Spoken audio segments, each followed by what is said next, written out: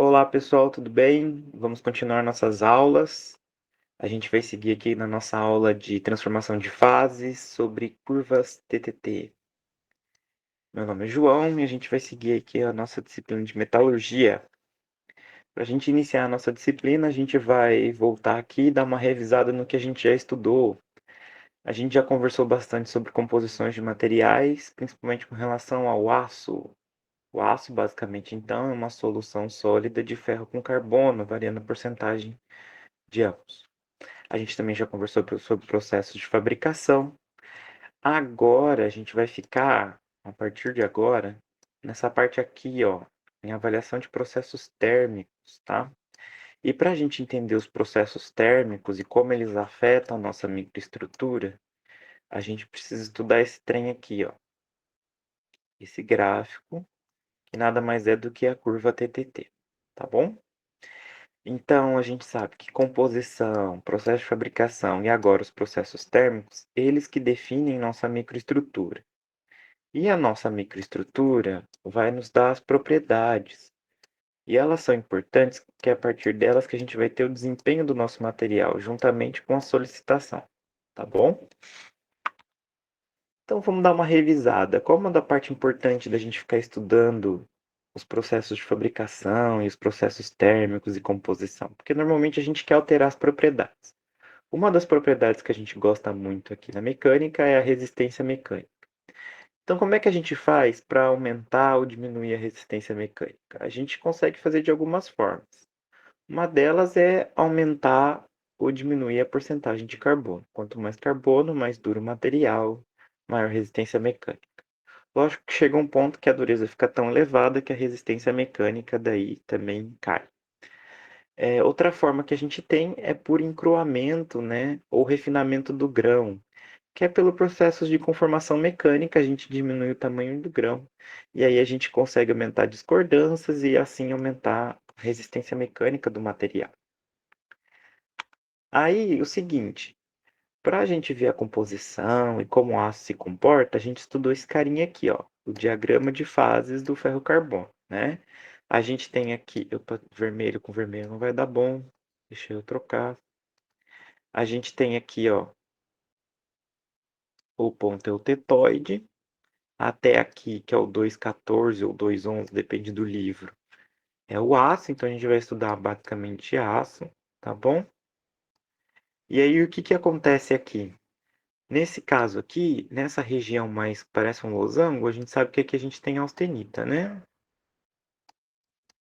Austenita.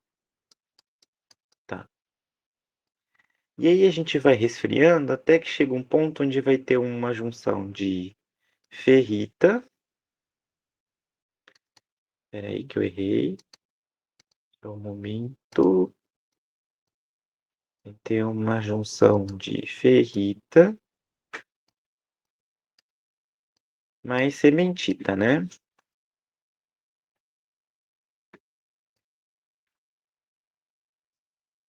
Que é Fe3 carbono.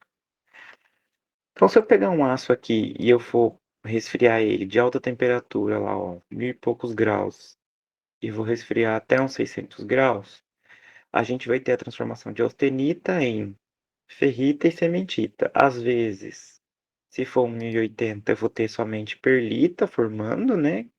Que é uma matriz de ferrita com lamelas de cementita. Se for um hipotetóide, ferrita com perlita. E se for um hipereutetoide, perlita com cementita no contorno de grão. O que a gente tem aqui? A gente tem o seguinte: para que essas situações ocorram, eu tenho que deixar tempo suficiente para que as transformações de austenita nas outras fases ocorram. Então, quanto tempo é necessário para isso acontecer? Até agora a gente considerou o tempo necessário, mas agora a gente vai ver que esse tempo necessário, se não for respeitado, vai alterar a microestrutura também, tá? E é daí que vem então o nosso estudo de transformação de fase na parte do tempo, tá? Do tempo. E por isso que a gente estuda curvas T, T, T. que é tempo, temperatura e transformação. Então, em termos de processos de cinética de reação, ou seja, velocidade ou como as reações vão ocorrer em termos de tempo, vai acontecer a seguinte situação. Então, quando eu for transformar uma fase, ela começa no estágio inicial de nucleação e depois no segundo estágio, onde há o crescimento até o final, onde a gente finaliza o tamanho de grão completo. Mostrando aqui para vocês, por exemplo, ó, eu tenho austenita e a austenita vai começar a transformação dela para perlita. E aí o que que acontece? Por exemplo, inicia-se uma nucleação de um grão de sementita, e aí começa um grão de ferrita junto com o grão de sementita que está crescendo, e aí na fase 2 a gente tem nucleação junto com o crescimento dos outros grãos. Esses grãos vão aumentando, crescendo, formando as lamelas de sementita numa matriz de ferrita, e aí a gente tem aqui o grão em si, ó, um fundo branco de ferrita com lamelas aqui em cor preta, demonstrando a sementita. E como é que acontece essas reações? Normalmente elas vão ser dadas por umas curvas chamadas curva S, tá? Então aqui a gente vai estudar a transformação do cobre puro, tá? Então o que que acontece? Eu tenho uma estrutura, uma microestrutura do ferro, do cobre puro, e aí eu vou transformar ela em outra microestrutura, não importa qual aqui no nosso caso, tá? Só para mostrar para vocês. E isso vai depender de um tempo para ela se transformar. Então aqui embaixo é o tempo, tá? É o tempo. E o tempo dado em segundos, tá, pessoal? E aí o que que acontece? Isso aqui está numa escala logarítmica. O que que essa escala quer dizer? Normalmente ela vem em potência de 10. Então aqui está 1 segundo, 10 segundos, 100 segundos. E aí dá um intervalo, né? De 10.000 segundos. E aí a escala também ela não é linear. Então, ó, do 1 para o 2, que é esse aqui, ó, mais ou menos uns 30%, 25%, 30%. Depois aqui já é o 3, o 4 já está ali quase que mais da metade, 5, e aí a gente vai contando. E aí do 10 a gente vai para o 20, 30, 40, até chegar no 100. Do 100 vai do 200, 300 e assim vai. Então, o que que eu quero mostrar para vocês? Ó, que para fazer o mesmo processo de recristalização, ou seja, mudar de fase, se eu pegar o cobre puro e manter ele a uma temperatura de 135 graus, a velocidade de reação é maior. Se eu pegar ele e mudar para 43 graus, o tempo para recristalizar é muito maior. Nesse caso do cobre, ó, a temperatura influencia no processo de recristalização. E do mesmo jeito que acontece para o cobre, vai acontecer para o aço. Então, no aço, por exemplo, aqui eu tenho um exemplo de aço.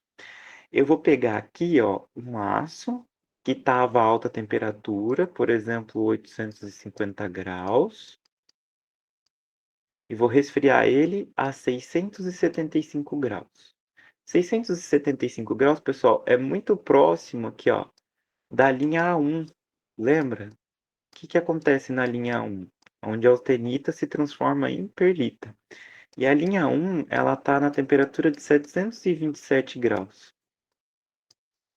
Tá? E aí, 727 graus Celsius para 675 é uma variação bem pequena, né? Em torno aí de uns 50 graus, 52 graus. E isso faz com que o seguinte, o resfriamento, ele ocorra em alta temperatura. E aí a gente tem o quê? O início da transformação, que vai ser dado sempre por essa curva inicial aqui, no formato de barriga, em formato de C, né? E aí, a transformação toda, para ela acontecer, ela tem que atingir a linha final aqui, a curva final, que é esse final aqui, ó, dessa última curva, tá? Em C. E isso dá o tempo, ó. Aí começou, por exemplo, num tempo aqui, ó, mais ou menos, um tempo aqui de 20 segundos, vamos pôr aqui mais ou menos. E ele vai acabar um tempo aqui, ó, mais ou menos em 500 segundos, por aí. Então, o que a gente tem aqui? 400, 500 segundos. Que esse negócio aqui demorou aproximadamente 500 segundos para transformar. Então, eu tenho que deixar em 500 segundos na temperatura de 675 graus para transformar toda a austenita na perlita necessária, tá? E aí, a gente tem vários tipos de resfriamento. Um deles que a gente tem, que é o mais comum, fácil da gente compreender o que está acontecendo, é o resfriamento isotérmico. O iso vem de igual e térmico vai relacionar com a temperatura. E o que acontece então? A gente vai pegar um aço austenitizado, ou seja, em alta temperatura, que está na fase austenita, e a gente vai resfriar ele a uma temperatura constante. Então eu vou pegar um aço, sei lá, 900 graus, 880 graus, e vou resfriar a uma temperatura constante, seja ela 600 graus, 300 graus, 800 graus, não, porque já é austenita, sei lá, 550 graus, tá? E a gente vai manter até que toda a transformação ocorra. E isso é um resfriamento isotérmico. A temperatura fica constante ao longo de toda a transformação, tá bom? E aqui então a gente tem um exemplo, mais um exemplo. Esse aço aqui passa no ponto eutetoide, então ele é um aço eutetoide. A gente fala que ele é um aço que tem 0,8% de carbono, é uma aproximação que a gente faz, né? Então a gente fala que eu tenho austenita e conforme eu vou resfriando eu chego no ponto eutetoide. Se ele é um aço com 0,8,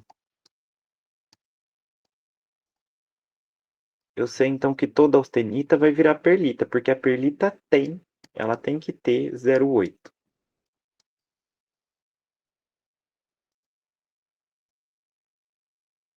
E aí, então, o que que acontece aqui no ponto eutetoide? Acontece o seguinte, quando ele chega no ponto eutetoide, que é a linha 1, e está em cima da linha 1, eu tenho a austenita com início de nucleação de perlita, e a perlita cresce até que tudo vire perlita. Só que esse ponto aqui, pessoal, é basicamente o que está acontecendo aqui na curva TTT, ó. Eu tenho um aço alta temperatura que passa a linha 1. Quando ele passa a linha 1, a gente vai ter a austenita entrando aqui no início da transformação, ó, a primeira curva, até que o tempo transcorra e se transforme tudo em perlita. Quanto tempo demorou? A gente vai baixar aqui uma linha para olhar aqui embaixo, ó, mais ou menos no 3, entre 2 e 3 segundos, e ele vai acabar praticamente aqui, ó. É bem no início, né, pessoal, uns 12 segundos. Então a gente pode afirmar que mais ou menos vai demorar 10 segundos para essa transformação acontecer, tá? O que que ocorre aqui então? Seguinte, a gente vai ter aqui uma situação de transformação isotérmica, porque a temperatura ficou constante, mais ou menos aqui a 625 graus Celsius. Se eu não estou me enganando, é aqui. É mais ou menos essa temperatura de resfriamento. E a gente vai chegar nessa transformação onde eu consigo pegar toda a austenita e transformar em perlita. A questão agora é que nem sempre vira perlita quando eu resfrio, tá? Então, olha só, quando eu resfrio de alta temperatura lá, 800 graus, passo da linha 1, que é essa aqui, essa linha tracejada que está aqui, ó, em cima, ela representa a linha 1. Passo a linha 1 e imediatamente chega uma temperatura, por exemplo, 700 graus aqui, ó, e vou resfriando ao longo do tempo, eu vou obter uma coisa que a gente chama de perlita grossa, que é a perlita onde a gente consegue ver as lamelas bem definidas. Se eu resfrio um pouco mais, então lá de 800 graus, 850 graus, eu resfrio a uma temperatura, por exemplo, de 600, eu vou chegar muito perto de uma microestrutura chamada perlita fina, onde há uma tentativa de formar lamelas, mas ela não fica tão bonita e tão definida. Ela parece um emaranhado de novelo de lã, tá? E daí, se eu resfrio mais ainda, muito rápido, até uma temperatura aí de uns 450, 480, por aí, a gente vai ter o que a gente chama de bainita superior. Então, não forma mais perlita. Se eu resfrio muito rápido, uma temperatura de 500 graus ou 480 por aí, a gente vai ter o que a gente chama de bainita superior, que daí eu não tenho a formação de lamela. Ela vai formar uma microestrutura muito específica. Ela parece uma agulhinha, um grão de arroz, na verdade. Eu vou mostrar para vocês, tá? E se eu resfriar mais ainda, mais baixa temperatura, por exemplo, uns 300 graus, 340 graus, eu vou ter outra microestrutura que é a bainita inferior, tá? Então a gente tem o início aqui da nucleação até o final na última curva, que é a total transformação. Agora, se eu resfriar muito rápido e direto do 850 para os 100 graus, por exemplo, eu vou ter a formação de martensita, que eu nem chego a passar na curva, tá? Ela nem entra na curva. Eu vou ter martensita, tá bom? Então aqui a gente tem as definições, tá, pessoal? Então o que é a perlita grosseira? A perlita grosseira é o resfriamento lento em temperatura imediatamente abaixo da temperatura eutetoide. Então é aquele resfriamento onde ocorre muito próximo a 727 graus Celsius, tá? Então ali, ó, 727 até uns 680 por ali, é uma perlita grossa bem definida, tá? Aí a gente tem também a perlita fina, que é um resfriamento rápido até 540 graus Celsius. E aí ele mantém nessa temperatura até toda a transformação. Se for abaixo disso, a gente já vai começar a ter a formação de baionita, tá? Então aqui para vocês visualizarem a microestrutura, ó, a primeiro caso a gente tem a perlita grossa, onde é que você pode ver aqui nitidamente que as lamelas são super bem definidas, a gente consegue ver as camadas bem definidas, uma em cima da outra, bem bonitinho. Já a perlita fina, como você pode ver, existe um início aqui de lamela, né? Mas depois parece um emaranhado aqui eu sempre brinco que parece minhoca brigando no ringue. É um emaranhado de novelo de lã, é umas linhas tudo bagunçado. Essa é a definição aí que a gente consegue observar de perlita fina, tá bom? Agora a gente tem aqui uma imagem de um aço. Esse aço aqui a gente tem grãos definidos de ferrita, ó. Esse que eu estou mostrando aqui, ó. Grãos de ferrita, mas a gente também tem grãos de perlita, tá? Grãos de perlita. E a gente consegue ver que em alguns lugares, ó, a perlita ficou bem definida, então é uma perlita grosseira ou grossa. Em outros lugares, a gente vê uma região onde as lamelas não são tão definidas, e a gente já vê então uma perlita fina. Lembrando então, só para recordar, como é que eu vou descobrir que aço é esse aqui? A gente tem a ideia do seguinte: se tudo fosse perlita, ou seja, 100% perlita, a gente sabe que esse cara teria 0,8% de carbono. Mas não é tudo perlita, porque se fosse tudo perlita, a figura toda estaria mostrando lamelas, né? Ele estaria escuro completo. E não. Eu creio que isso aqui vai dar aí uns 30%.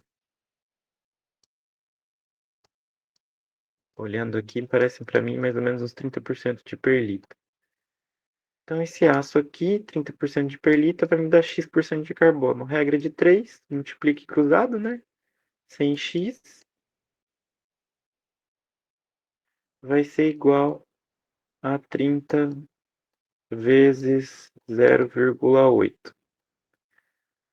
E a gente tem então que x vai ser igual a 30 vezes 0,8 vai dar 24, dividido por 100, x igual a 0,24% de carbono. Então, provavelmente esse cara aqui ou é um 1020 ou é um 1030, tá? Beleza? Sigamos.